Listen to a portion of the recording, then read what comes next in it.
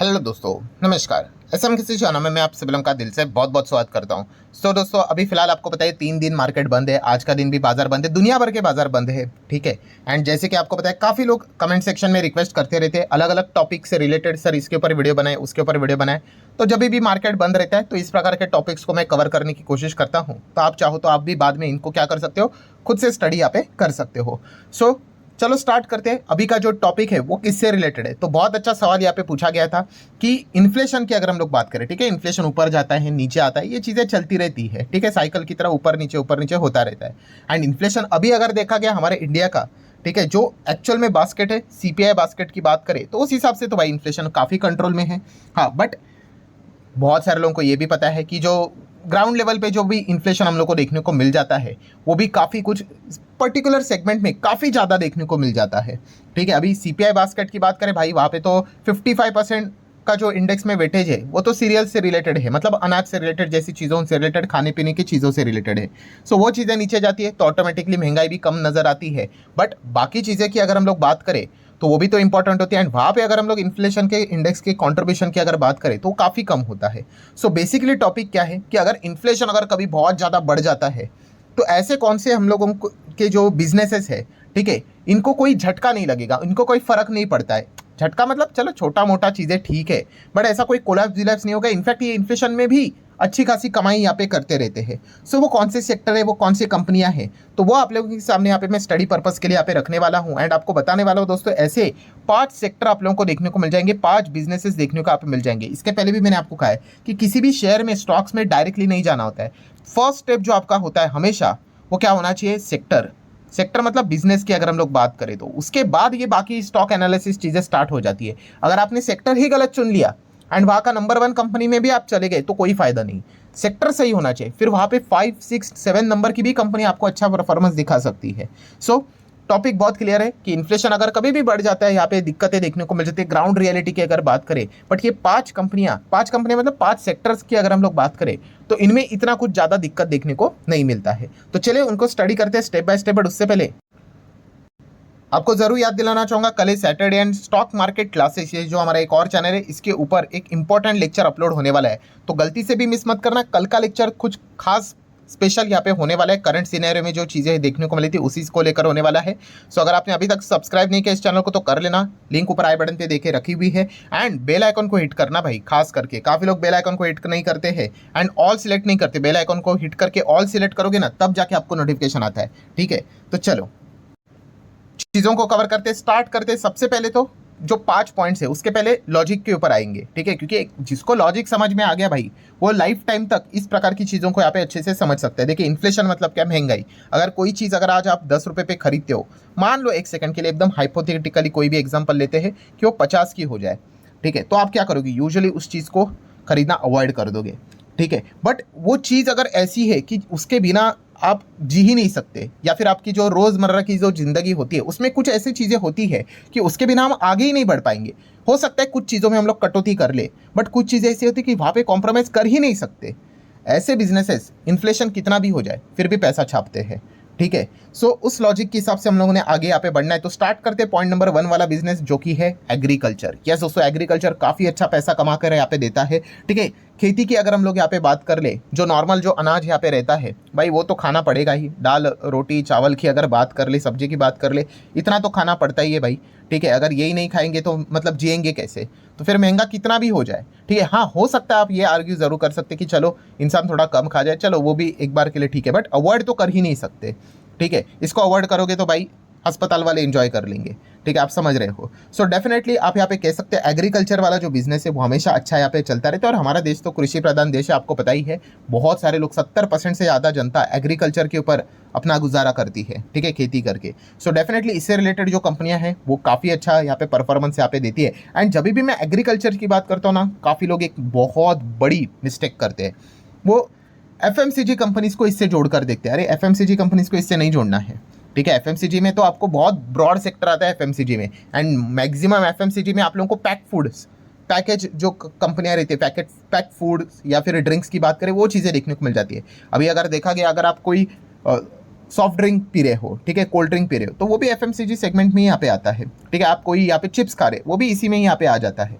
So definitely अगर कोई चीज़ अगर बहुत महंगी हो जाए तो लोग इन चीज़ों को स्किप भी कर देते हैं, ठीक है। बट एग्रीकल्चर एक अलग चीज़ है, ये पॉइंट आपको अच्छे से समझ में आना चाहिए। देन सेकंड पॉइंट की अगर हम लोग यहाँ पे बात करें तो सेकंड सेक्टर है वो है एजुकेशन। यस, एजुकेशन एक ऐसा सेक्टर है दोस्तों जिसको कोई भी कॉम्प्रोमाइज़ करने की कोशिश नहीं करता है, ठीक है। मतलब आप सब लोगों को पता है जो भी पेरेंट्स बन जाते हैं वो कितना भी कुछ हो ना सके, मतलब बेस्ट देने की कोशिश करते हैं, बट अपने बच्चों को क्या करते हैं, एजुकेशन जितना खर्चा हो सके वो करने की कोशिश करते हैं, जितना उनकी कैपेसिटी में बचता है उतना। हाँ, बट इससे रिलेटेड एक पॉइंट है जो कि थोड़ा डिसअपॉइंटेड है कि हमारे मार्केट में एजुकेशन से रिलेटेड अच्छे कोई स्टॉक्स हम लोग को देखने को ही नहीं मिलते हैं, ठीक है वो इधर उधर की छोटे मोटे एजुकेशन से रिलेटेड इनडायरेक्टली काम करने वाली कंपनियां हैं, ठीक है। सो ये भी पॉइंट आप जरूर नोट करके चल सकते हैं। बट यस, एजुकेशन का इन्फ्लेशन भी नेक्स्ट लेवल पे देखने को मिल जाता है। देन पॉइंट नंबर 3 की अगर हम लोग बात करें दोस्तों तो वो है सिन प्रोडक्ट्स। सिन प्रोडक्ट मतलब ऐसे प्रोडक्ट्स जो कि कंज्यूम नहीं करने चाहिए, बट यस इन्फ्लेशन कितना भी हो जाए, ये चीज़ें 100 की 200 हो जाए, 1000 हो जाए, तो भी लोग इसको कंज्यूम करेंगे ही करेंगे। लाइक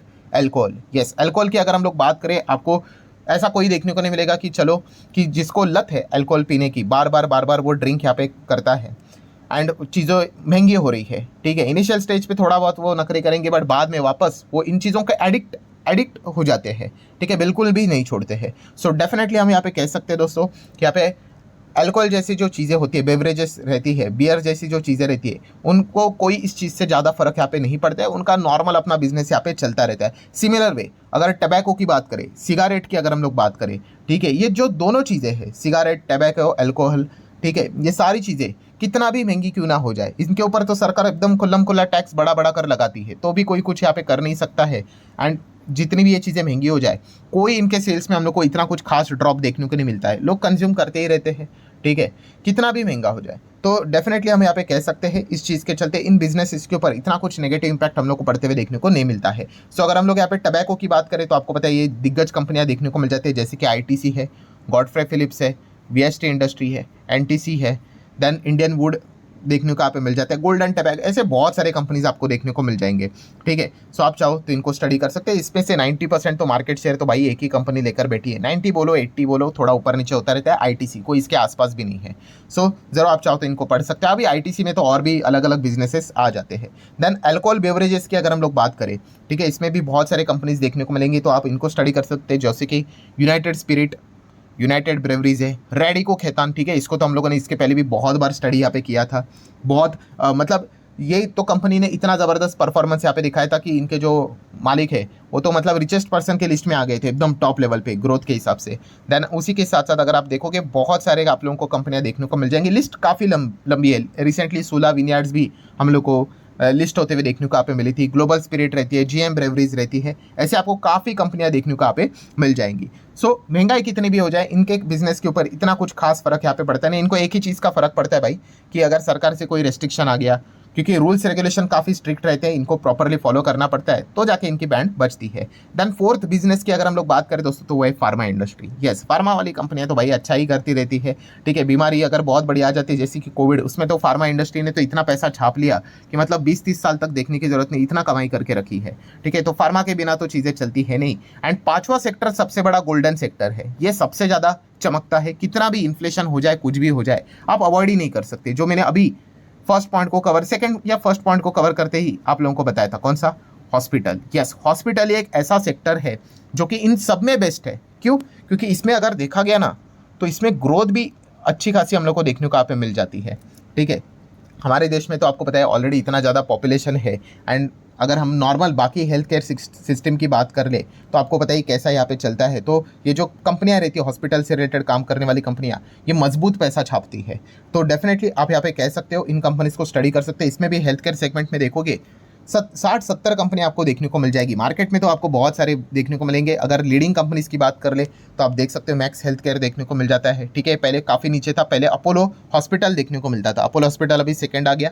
अपोलो हॉस्पिटल निफ्टी 50 का पार्ट है, आई होप अभी एक बार वापस चेक कर लेना, ठीक है। कभी कभी चेंज हो, कभी कभी मतलब रीबैलेंसिंग के चलते, बट नहीं अब अभी भी यहाँ पे रहेगा ही रहेगा। देन फोर्टिस हेल्थ केयर की बात कर ले, नारायण हृदयालय की बात कर ले, ग्लोबल हेल्थ की बात कर ले, कृष्णा इंस्टीट्यूट, ऐसे बहुत सारे कंपनीज आप लोगों को हॉस्पिटल से रिलेटेड देखने को यहाँ पे मिल जाते हैं। ठीक है, सो बताने का मकसद क्या है दोस्तों कि जो टॉपिक जो यहाँ पे था, जो आप पूछ रहे थे, ठीक है, कि इन्फ्लेशन अगर बहुत ज़्यादा बढ़ भी गया तो बिजनेसेस के ऊपर नेगेटिव इंपैक्ट पड़ता है, बट कौन से ऐसे बिजनेस है जो अच्छा ही परफॉर्मेंस करेंगे। तो ये 5 बिजनेसेस एंड इससे रिलेटेड जो कंपनियां रहती है वो खास करके हम लोग को इनके बिजनेसेस के ऊपर इतना बड़ा नेगेटिव डैमेज यहाँ पे आता नहीं है। सो इन सेक्टर से रिलेटेड आप चीज़ों को स्टडी यहाँ पे कर सकते हो। सो आशा करता हूँ दोस्तों वीडियो हेल्पफुल लगा होगा, एंड अगर आपको इसी प्रकार के और भी वीडियोस चाहिए तो जस्ट यस करके बोल देना कमेंट सेक्शन में, क्योंकि ये एजुकेशनल वीडियोस जो होते हैं काफ़ी लोगों को पसंद नहीं आते हैं। उनको तो चाहिए भाई रोज़ कोई नया स्टॉक लेकर आ जाए, ठीक है, एंड उसमें आप समझ ही सकते हो भाई कि ब्लाइंडली पैसा लगाए एंड फंसते रहे।